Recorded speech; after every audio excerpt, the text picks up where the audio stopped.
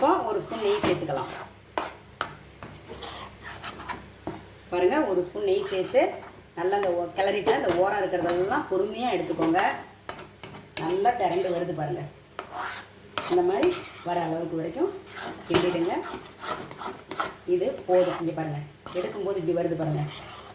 இதான் பதம். இப்போ நம்ம அடுப்பு ஆஃப் பண்ணிடலாம். உங்களுக்கு எந்த நட்ஸ் இருக்கோ வேணும்னா போட்டுக்கோங்க, வேணான்னா தேவை கிடையாது. கலர் மட்டும்தான் பார்க்க உங்களுக்கு இப்படி இருக்கும். செஞ்சு டேஸ்ட் பண்ணிவிட்டு நீங்கள் பதிவு போடுவீங்க பாருங்கள் எப்படி இருந்ததுன்றத. ஓகேங்களா? செஞ்சு சாப்பிட்டு பார்த்துட்டு உங்களுக்கு பதிவு என்னோடய சேனலில் பண்ணுங்கள். லைக் பண்ணுங்கள், ஷேர் பண்ணுங்கள், கமெண்ட் பண்ணுங்கள். மறக்காமல் சப்ஸ்கிரைப் பண்ணிவிடுங்க. இந்த பதிவை எல்லாருக்கும் ஷேர் பண்ணி விடுங்க. எல்லாருக்கும் தெரியட்டும், எல்லோரும் செஞ்சு சாப்பிடட்டும். நம்ம சந்தோஷப்பட்ட மாதிரி எல்லா குழந்தைகளுக்கும் ஹாப்பியாக இருக்கணும் இதை சாப்பிட்டு பார்த்துட்டு. ஓகேங்க? உங்கள் ஆதரவு கொடுத்துக்கிட்டே இருங்க. நன்றி.